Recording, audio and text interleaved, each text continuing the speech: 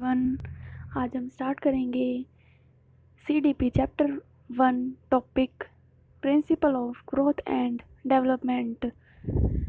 ये जो क्वेश्चन है वो 8 मार्क्स में आ सकता है, तो आप आंसर लिखते वक्त पहले उसका इंट्रोडक्शन लिखेंगे, देन उसके बाद आप principles of growth and development लिखेंगे। सो स्टार्ट करते हैं। Principles of growth and development, ये स्टेजेस दिखा रखी हैं किसी भी इंडिविजुअल में। जैसे कि पहले इन्फेंसी स्टेज होती है, then childhood stage, then adolescent stage, then adulthood stage. General principles of growth and development. First point है principle of continuity. Development follows continuity. जो डेवलपमेंट है वो निरंतर चलने वाली एक प्रक्रिया है, या जो डेवलपमेंट है वो कॉन्टिन्यूटी को फॉलो करता है। It goes from womb to tomb and never ceases. यह प्रक्रिया क्या है? माँ के गर्भ से स्टार्ट होती है और कभी भी रुकती नहीं है।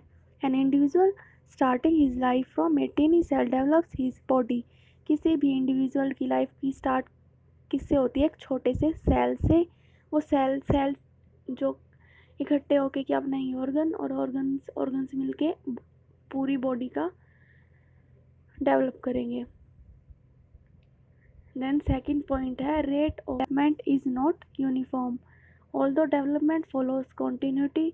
यद्यपि जो डेवलपमेंट है वो कॉन्टिन्यूटी को फॉलो करता है, yet the rate of growth and development is not steady and uniform at all times. फिर भी जो है ग्रोथ, जो रेट है डेवलपमेंट की, वो सेम नहीं है, यूनिफॉर्म नहीं है हर समय। It proceeds more rapidly in the early years of life but slows down into later years of infancy. जो स्टार्टिंग में जो रेट है ग्रोथ की या डेवलपमेंट की, वो स्टार्टिंग मतलब इन्फेंसी स्टेज में वो बहुत ज़्यादा तेज़ होती है, रैपिड होती है, बट धीरे धीरे वो स्लो होती जाती है। Again, at the dawn of puberty, there is a sudden rise in the speed of growth and development, but it is not maintained for long. अब इसने कहा कि स्टार्टिंग ईयर्स मतलब इन्फेंसी में जो स्पीड या rate of growth and development है वो क्या होती है? ज़्यादा होती है। फिर चाइल्डहुड स्टेज में वो स्लो हो जाती है as compare to infancy. Then दोबारा जो है एडोलसेंट स्टेज में वो फिर से इंक्रीज़ हो जाती है speed, rate of growth and development. Therefore जो rate of growth and development है वो यूनिफॉर्म नहीं है ऑल टाइम। थर्ड पॉइंट है principle of individual difference. According to this principle, there exists wide individual difference among children with respect to growth and development in various dimensions. इस principal के according क्या है कि individual difference क्या होता है? कैसे एक इंडिविजुअल दूसरे से डिफरेंट है, क्या इसीलिए जो है एक बच्चा दूसरे से भिन्न है। उसका IQ लेवल, उसकी फिजिकल, उसके सोशल, उसकी इमोशनल जो डेवलपमेंट है वो एक दूसरे से अलग होते हैं, क्योंकि उनमें इंडिविजुअल डिफरेंस होता है। Each children grows at his own unique rate. हर एक बच्चा अपने एक यूनिक पैटर्न और यूनिक रेट से ग्रो करता है। फोर्थ पॉइंट है uniformity of pattern. Although development does not proceeds at a uniform rate. यदि भी जो डेवलपमेंट है वो एक यूनिफॉर्म रेट से जो है प्रोसीड नहीं करता, and show marked individual difference, और क्या करता है? इंडिविजुअल डिफरेंस को शो करता है। Yet it follows A definite sequence और पैटर्न। फिर भी यह क्या एक यूनिफॉर्म पैटर्न को फॉलो करता है। And somewhat uniform in the offspring of a species. और किसमें? एक ही स्पीसीज के ऑफस्प्रिंग में वो क्या है? यूनिफॉर्मिटी पैटर्न को फॉलो करता है। For example, all offspring of a human beings begin to grow from head downwards. जैसे कि ऑफस्प्रिंग ले लो, ह्यूमन बींग्स के ऑफस्प्रिंग ले लो, तो हर कोई सेम पैटर्न फॉलो करता है। उसका ग्रो कैसे होता है? हेड से होता है नीचे की तरफ। Similarly the motor development and language development in all children seems to follow a definite sequence. इसी तरह मोटर का डेवलपमेंट होना या लैंग्वेज डेवलपमेंट होना किसी भी चिल्ड्रन में वो सेम पैटर्न को फॉलो करता है। फिफ्थ पॉइंट है development proceeds from general to specific responses in all phases of child's development. General activity precedes specific activity.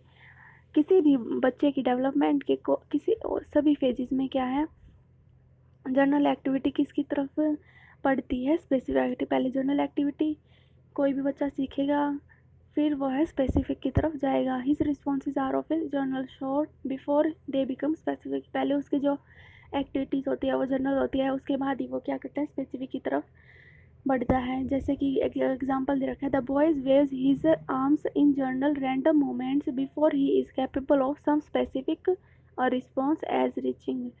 कि पहले बच्चा अपने हाथ हिलाता है तो वो क्या है, एक जनरल मोमेंट है, किसी भी स्पेसिफिक मोमेंट से पहुंचने से पहले के मोमेंट को क्या कहते हैं, general moment.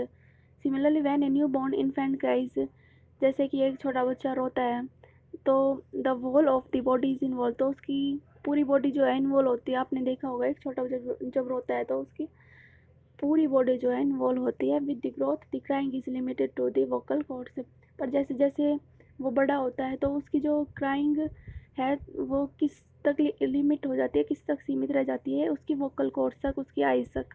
In the language development the child learns general words before specific. जैसे कि पहले बच्चा लैंग्वेज डेवलपमेंट में देख लो, पहले बच्चा ABCD सीखता है, देन वो वर्ड्स बनाना सीखता है, तो जनरल हो गए अल्फ़ाबेट्स। अल्फ़ाबेट्स से वो स्पेसिफिक की तरफ जाएगा, तो मतलब वर्ड्स को बनाना, उसको बोलना, उनको रिलेट करना, ये सब सीखता है। 6th पॉइंट है principle of integration. Development as Kuppuswamy observes thus involves a movement from whole to parts and from parts to whole। According to Kuppuswamy ने ऑब्जर्व किया कि जो भी मूवमेंट है, या तो वो चाहे वो पूरे शरीर से लेके एक छोटे से पार्ट तक हो, या फिर एक छोटे से पार्ट से लेके पूरी बॉडी तक हो।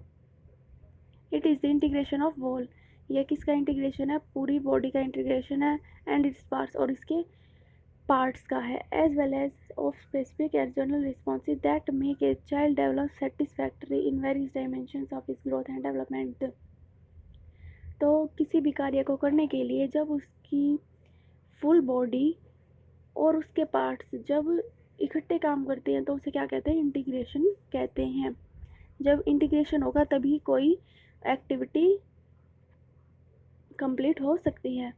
7th पॉइंट है principle of inter relation. The growth and development in various dimensions like physical, mental, social, emotional are inter related and interdependent.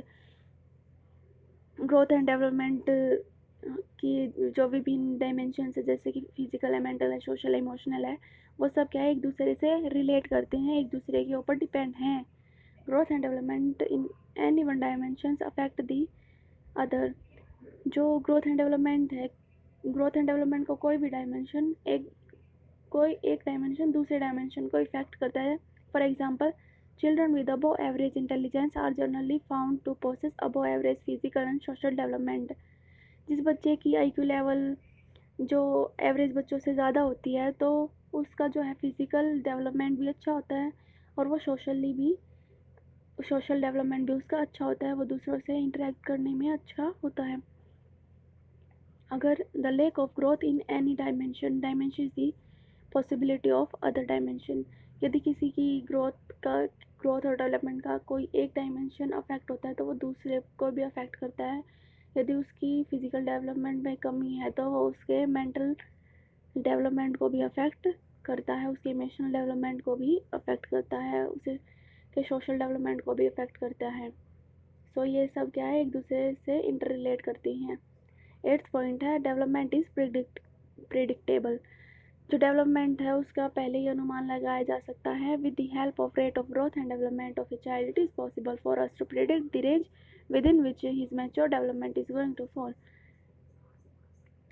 जो rate of growth and development किसी भी चिल्ड्रन का पता लगाया जा सकता है, हम उसे प्रेडिक्ट कर सकते हैं और पता लगा सकते हैं कि वो मैच्योर हुआ है या होने वाला है। जैसे कि एग्जांपल है, एक्सरे के द्वारा हम बोन्स को देख सकते हैं, ठीक है। X ray of the bones of wrist of a child will tell approximately what his ultimate size will be. अगर हम एक्सरे किसी भी बच्चे की रिस्ट कलाई की बोन का कराते हैं तो उससे हमें पता चल जाता है कि उसका साइज़ क्या है। और similarly the knowledge of the present mental ability of a child will help in predicting his ultimate mental development. इसी तरह किसी भी बच्चे की प्रेजेंट नॉलेज, उसकी मेंटल एबिलिटी, वो क्या प्रिडिक्ट करने में हेल्प करती है, उसके मेंटल डेवलपमेंट को, उसके आईक्यू लेवल को टेल करती है, हमें बताती है। सो 9th point is principle of developmental direction. Kuppuswamy says that development is cephalocaudal as well as proximodistal. By cephalocaudal development, he means that development proceeds in the direction of longitudinal axis. Cephalocaudal development का क्या मतलब है? किसी भी individual की development, उसकी direction longitudinal axis होगी, मतलब पहले हेड ग्रो होगा, उसके बाद डाउनवर्ड्स जो है बॉडी डेवलपमेंट होगी, जैसे कि head to foot. First, the child gains control over his head and arms and then on his legs. पहले बच्चा क्या है, अपने हेड, अपने मस्तिष्क या सिर कह लो, उस पर कंट्रोल, मतलब उसकी छोटे बच्चे की हिलती रहती है ना गर्दन, पहले वो उसको कंट्रोल करना स्टार्ट करता है, फिर उसकी आर्म्स पे कंट्रोल करता है, देन उसके बाद अपने पैरों पे, जब वो चलना स्टार्ट करता है तो अपने पैरों पे कंट्रोल करता है। According to proximodistal tendency of the development, it proceeds from center to periphery. Proximodistal से क्या मतलब है कि सेंटर से पेरीफेरी का डेवलपमेंट होना, जैसे कि in the beginning child exhibits its control over the large fundamental muscles, but afterward due to growth and development of smaller muscles he can exhibit more refined movements. जो starting में बच्चा है वो पहले अपने आर्म्स को हिलाता रहता है, उसकी मतलब वो जनरल एक्टिविटी हो गई, ठीक है, मतलब लार्ज मसल्स पे वो कंट्रोल करता है। देन उसके बाद उसकी जब डेवलपमेंट होती है तो वो फाइन मोटर्स पे जो है, मसल मोटर्स कह लो, उस पर जो है वो कंट्रोल करता है, जैसे कि पहले हैंड पे उसे कंट्रोल आया, देन उसके बाद वो फिंगर्स पे कंट्रोल करना सीखता है। 10th point is development is spiral and not linear. The child does not proceed straightly on the path of development with a constant or steady pace. कोई भी बच्चे की जो डेवलपमेंट का जो पाथ है वो स्ट्रेट नहीं होता, ठीक है। Actually, he makes advancement during a particular period but takes rest in the next following period to consolidate his development. परंतु वो है कुछ टाइम के लिए गैदर करता है इंफॉर्मेशन कह लो, या कुछ भी इंफॉर्मेशन वगैरह, कुछ टाइम के लिए वो कंसोलिडेट करता है इस डेवलपमेंट, अपनी डेवलपमेंट को गैदर करता है, फिर वो क्या है उसमें एडवांसमेंट करनी है उसको अपनी डेवलपमेंट में, तो उसके बाद वो क्या है अपनी एडवांसमेंट की तरफ आगे बढ़ता है। उससे in advancing further therefore he turns back and then move forward again like a spiral. तो वह पहले पीछे मुड़ता है, कंसोलिडेट करता है अपनी डेवलपमेंट को, फिर वो क्या है आगे बढ़ता है एडवांसमेंट के लिए। तो ये क्या है, एक स्पाइरल प्रोसेस है, जैसे कि ये फिगर दिखा रखा है, जो है इंडिविजुअल स्टार्ट्स इज, ये वाला individual starts is growth and development from this point, ठीक है, इस पॉइंट से स्टार्ट करता है, फिर वो क्या है first he makes advance in this way, पहले एडवांस करता है, फिर वो क्या है but moves back for consolidation, फिर वो कंसोलिडेट करता है, इकट्ठा करता है, देन वो फिर आगे जाता है। इस तरह से ये प्रोसेस बढ़ती रहती है स्पाइरल की तरह, ठीक है। 11th point is growth and development is a joint product of both heredity and development. Child at any stage of his development and growth is a joint product of both heredity and environment. Heredity मतलब एक बच्चा अपनी पीढ़ी दर पीढ़ी, मतलब जो पीढ़ी दर पीढ़ी जो अपने जीन्स का ट्रांसफ़र होता है वो क्या है हेरिडिटी, कि हमें पता है कि बच्चे को अपने माता पिता से गुण मिलते हैं, मतलब जीन्स जो है मदर से भी मिलते हैं और फादर से भी मिलते हैं। तो क्या है ग्रोथ और जो डेवलपमेंट है वो किस पे डिपेंड करते हैं, हेरिडिटी पे। और जो environment play an important role in the development of growth in the development of a child, जैसे कि अगर उसे सोशल इन्वायरमेंट अच्छा मिला तो उसकी ग्रोथ एंड डेवलपमेंट अच्छी होगी, अगर वो उसे अच्छा नहीं मिला सोशल इन्वायरमेंट तो उसका डेवलपमेंट जो है अच्छा नहीं होगा, वो उसकी फ़िज़िकल डेवलपमेंट पर अफेक्ट कर सकता है, उसके इमोशंस पे इफ़ेक्ट कर सकता है, उसके मेंटल लेवल पे इफ़ेक्ट कर सकता है। तो जो है ग्रोथ एंड डेवलपमेंट जो एक जॉइंट प्रोडक्ट है हेरिडिटी का एंड इन्वायरमेंट का। Okay, thanks for watching my channel, watching my video. अगर आपको अच्छी लगी है तो like share and subscribe my channel Purnima full moon way. Thank you.